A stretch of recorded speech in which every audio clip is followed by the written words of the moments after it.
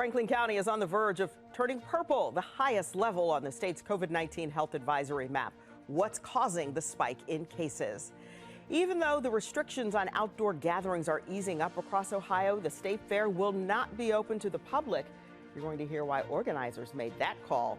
And as more and more people get the COVID-19 vaccine, we ask a local expert if your boss can require you to get it. And let me say thank you so much for joining us today for Face the State. I'm Tracy Townsend.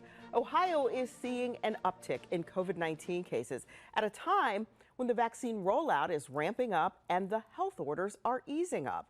On the latest public health advisory map, Franklin County is near what you could call a tipping point, moving from a county with high exposure in that red level to one with severe exposure. And that is in fact why there's that star on the Franklin County part of the map. It's in response to the increasing case numbers. The state diverted 1,100 more doses of the vaccine to Franklin County. Governor Mike DeWine says there's also a sustained increase in the number of hospitalizations. Statewide, the variants are spreading more. Dr. Bruce Vanderhoff, the state's chief medical officer, explained that our variant counts jumped from 92 on March 12th to 797 this week. I am confident that we will see more and more, and quite frankly, I think within the next couple of weeks, the variant will be the virus that we are dealing with. The increase in cases statewide pushed us further away from removing health orders. We stand at 183 cases per 100,000 people. That's up from last week. We need to get to 50 cases per 100,000 for 2 weeks before the health orders are dropped. The state is not anywhere close to reaching that goal, and we here at 10 TV have been getting your email messages asking if the mask mandate has been lifted. Short answer from the Ohio Department of Health, no. And they cite the data we just referenced about the case numbers per 100,000 people. But here's the longer answer. At one point, the mask mandate was rescinded, but then added to a new order that still requires you to wear a mask outside when you cannot socially distance yourself. Ohio's newly simplified pandemic restrictions do ease up on outdoor gatherings like graduations and festivals. But the Olentangy Local School District is sticking to the plan it used last year for graduation. That's not sitting well with parents. 10 TV's Clay Gordon looks at what went into the decision and the backlash. As the tech-savvy hybrid remote whirlwind of a school year winds down, I was very, very excited to have my daughter graduate this year, and I was very much looking forward to things coming out of the pandemic. I was very surprised that we're repeating the same type of graduation ceremony that they had last year. We hoped for a full graduation. We have to do something to try to change this. When these four women, mothers of seniors at Olentangy Local School District, heard that this year's graduation was going to be like 2020's pandemic-style commencement, they reached out to meet with Superintendent Mark Rafe. The purpose of the meeting was really just to have our voices be heard. It's about our students and giving them the closure that they need to finish out this year. And so we really have had, we feel like the district has been reasonable. They're evaluating all the points that we put before them. These parents are asking for a more traditional style commencement walk outside. And they say they were able to pitch this proposal to him Wednesday. We feel that having our outdoor graduation in our own high school stadiums would give the kids just that final experience. There are plenty of schools, districts that are having their ceremony outside using their own stadiums. And so our plan really is rain or shine. 10 TV spoke with the superintendent on Tuesday. The feedback I'd like to get from people is, let's see what else we can add to what we're already planning on doing. If there are other ways we can make that better, because there are things we may not have thought of. His office said he was unavailable for a new comment. Mr. Rafe agreed it was a doable plan. He assured us that he would take it to the board and to the principals of the high schools and look over it, evaluate it with them. A timetable before a final decision is made was not given. In Delaware County, Clay Gordon, 10 TV News. We do have more from the Olentangy Local Schools Superintendent right now for you at 10tv.com. That's where you can also find the proposal submitted to the district by the mothers you saw in that report. Now, for the Ohio State Fair, the rides, concerts, food vendors, not happening this year. Instead, the fair will be focused on livestock competitions, and it will only be open to family and guests. 10 TV's Olivia Eugenio explains what led to that move. For Schmidt's House, the Ohio State Fair is more than a fair. If the fair happened, we were there from 1914 on. It's a tradition. The band started playing Happy Birthday to George Schmidt, our founder, when he was 8 or 9 years old. And that was an ongoing tradition up until he passed away. When Schmidt's House heard the fair in July would not be open to the public and instead only to the family and friends of participants of agricultural and educational competitions, they were disappointed. Schmidt's House, just like some who commented on the 10 TV Facebook page, thought the fair would happen this year, especially with the governor's new health orders, which said groups of 10 are allowed to go to festivals and events as long as they stay 6 feet apart. So what went into the decision? The Ohio Expositions Commission met Thursday expressing their concerns. Our concerts are what drive people in the gate. The fair typically costs $8.5 million to put on, but only makes about $9 million. A lot of that profit coming from concerts. Part of the governor's order, indoor venues are only allowed 25% capacity. We would have such limited capacity in the Celeste Center and no outdoor venues to speak of that would hold the capacity that we need in order to even afford to bring the acts in. We have no opportunity to actually make money. So for most of us, the tradition will just have to wait until 2022. We can't wait to get back to that. Olivia Eugenio, 10 TV News. The fair is set to begin on July 19th, and it will run until August 7th. This week, colleges and universities across Ohio opened vaccination clinics. It's part of a push from Governor Mike DeWine to get as many students vaccinated before the end of the semester. We visited a clinic at Otterbein University on Thursday. Otterbein gave the Johnson & Johnson vaccine. The governor says he hopes this convenience factor of accessing vaccine right on campus leads to more students getting vaccinated. But when it comes to being required to get vaccinated, right now most administrators are not moving in that direction. Otterbein, Ohio State, Kent State, and Miami University all told 10 TV that they are not considering requiring the vaccine at this time. Denison University administrators say their decision will come in the near future. We did ask students at Otterbein what they think about all of this. I feel like that's a little hard to do just because a lot of people have their beliefs and you can't really, I feel like it's hard to force someone to get a vaccine, especially like when it's so new. I understand where the universities would be coming from, but I also think that it should be a personal choice and that people should be able to consult with their doctor and decide what's best for them. Local high schools also have vaccination clinics underway. This is an effort spearheaded by Nationwide Children's Hospital. The Westerville City School District had a clinic Friday and will have another one tomorrow. We talked with the mother whose student goes to Westerville Central High School, and that mother says she's feeling relieved. Angie Heath and her family actually had COVID toward the end of 2020. She and her husband, both teachers, have been vaccinated. She wants her 16-year-old vaccinated, and she says she was relieved when she heard her teenager would be able to get the Pfizer vaccine right on school grounds during school hours. She's employed at a pet supplies place close by our house, and so she's considered a 1B worker. So I've been trying for months to get her vaccination, and then of course at the end of March when it opened up to ages 16 and older are eligible, I've even been trying since then without any luck. So yeah, I've been real frustrated to run into barrier after barrier trying to get it. Here are just a few of the other schools that have vaccine clinics scheduled. That list includes Grandview Heights, the Catholic Diocese of Columbus, Gahanna Jefferson, Hilliard, and Upper Arlington. President Biden moved up the date to have all Americans eligible to be vaccinated. Many people are curious if they will be required to get vaccinated. One legal expert says when it comes to your employer, the answer is yes. Yeah, your employer, the EEOC says, can mandate that you get the vaccine in order to have continued employment at a workplace. The employer has to decide that not having the vaccine would be a direct threat to the workplace.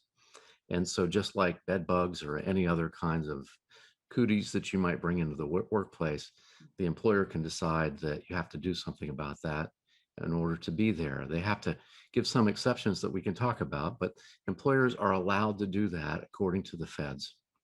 And so can we talk about those exemptions? Because I'm thinking about people who might have some sort of religious reason for not getting vaccinated or something. No, you're dead on. That's exactly right. So if you have a religious exception or something akin to a disability, if you have a medical reason not to do so, the employer has to give exceptions for that. And so long as their program and their policy, even if it requires a vaccine, gives exceptions for both religion and disability, then they can have a legal program to do that. Does it matter if I work for a private company or if I work for a public entity? It doesn't. Both public and private can mandate it. And you know, we might expect that, I'll call them forward-facing businesses might be more interested in mandating it. But you know, even the county coroner works with other coroners. You know, you still interact with your co-employees, and so everybody has some reason to want to have a safe workplace in that way. The Department of Health just allowed 25% of the vaccine starting next week to go to employers for employer programs. And so what we've seen more often than people mandating it, employers will try to make it convenient. In the same way that you have a flu vaccine at work, and typically the health insurer will bring it in and distribute it. I think we'll see more of that in the future. I've asked for my own workplace. They're not ready to do that. They don't know how to do that. I'm hoping they figure that out, you know. And Mark Landis says that we should also look to some sort of subtle coercion. Perhaps if you want to go to a certain concert, they will only let you in if you have been vaccinated. So we'll stay on top of that and share that information with you. Now, let's talk about Senator Rob Portman's seat. Each week, more people drop out of the running or jump in. Up next, a look at who just launched a campaign and who says no thanks. Plus, the controversial Stand Your Ground law kicked into effect this week in our state. You'll hear from people who are against that change.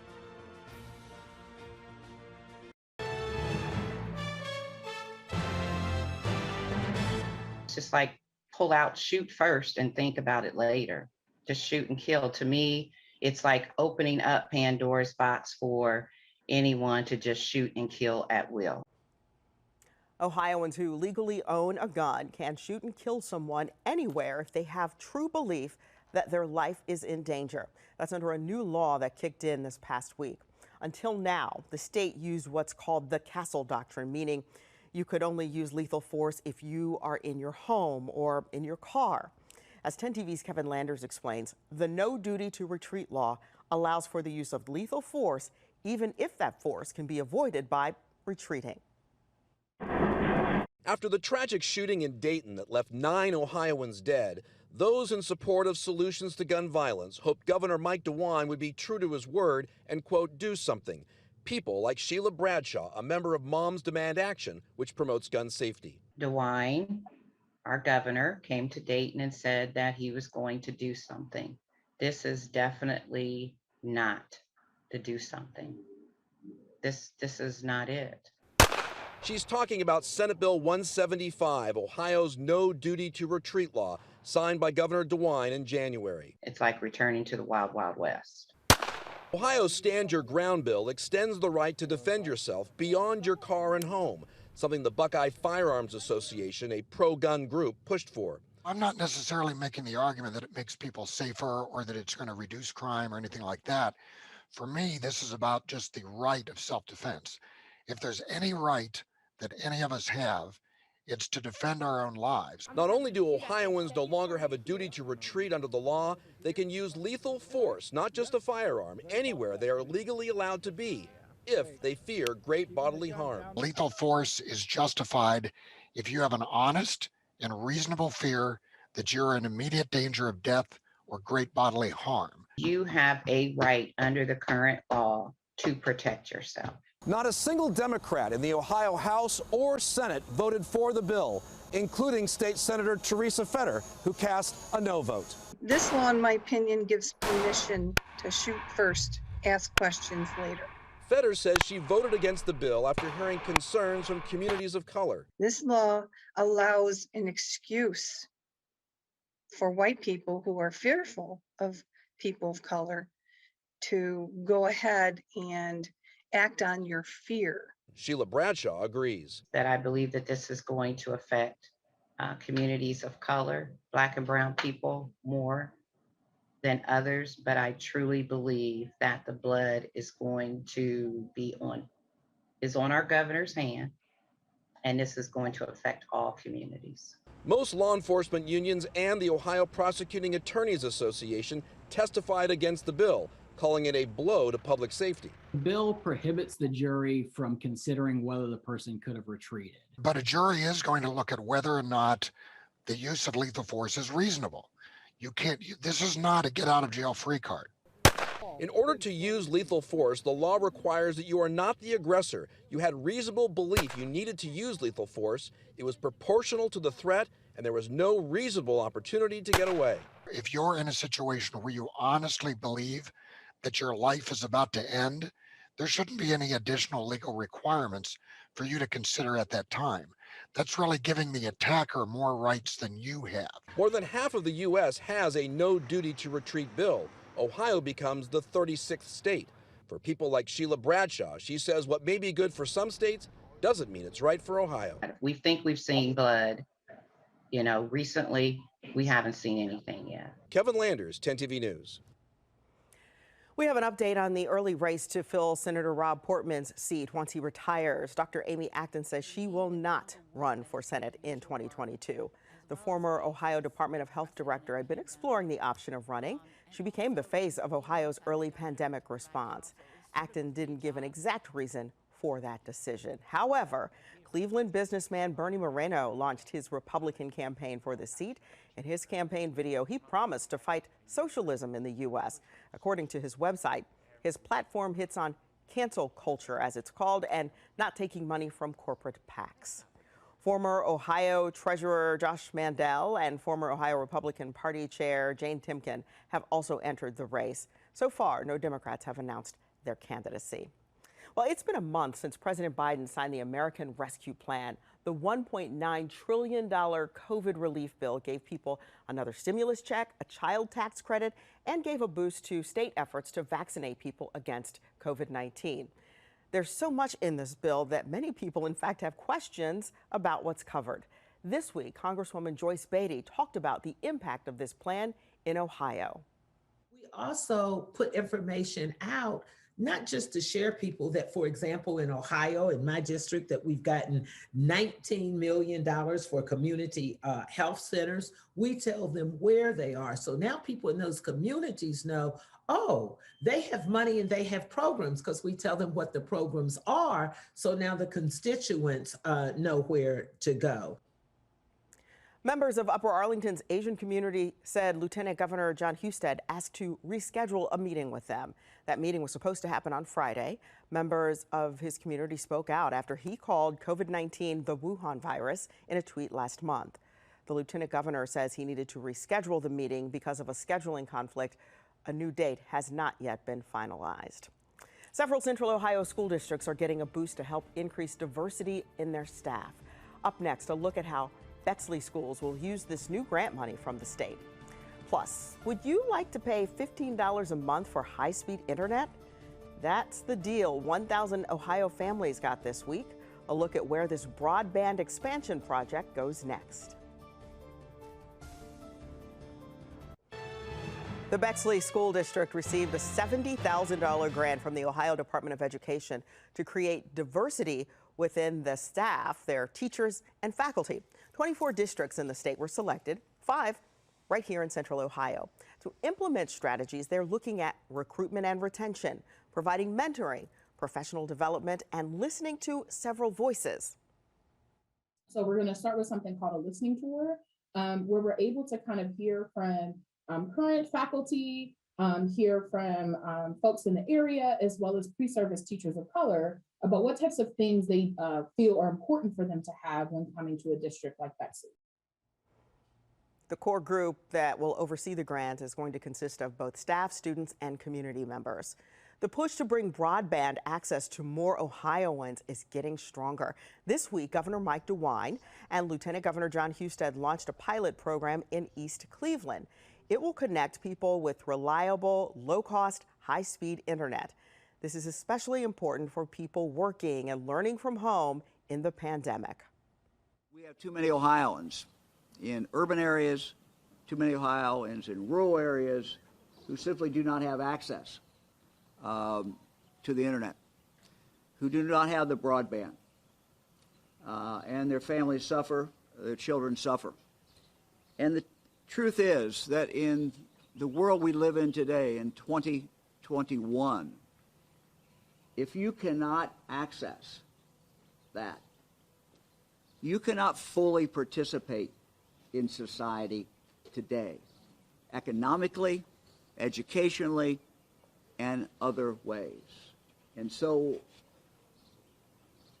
one of our main goals, Lieutenant Governor and mine, is to make sure that we have every day more and more people who have that access. Families will pay $15 a month for 50 megabytes per second download and 10 megabytes per second upload. The first phase of the project includes 1,000 households. The plan is to double that number. Early voting is underway for the May primaries. Turnout for primaries usually low, but Ohio Secretary of State Frank LaRose says it's a good idea to make sure you are set to go to make your vote count. Everybody seems to pay attention to the race for the White House, and that's important, but those races for the schoolhouse and the courthouse really matter just as much. And there are a lot of important issues on the ballot on May 4th. Here are some of those issues that'll be on the May ballot. Upper Arlington will decide on whether the city should build a new community center. Franklin and Mifflin townships have police levies on the ballot, and 3 local school districts have tax renewals or a proposed bond issue on their ballots. We thank you all so much for joining us here on Face the State today. Remember, if it affects you, your family, and Ohio, we are here to make sure those accountable face the state.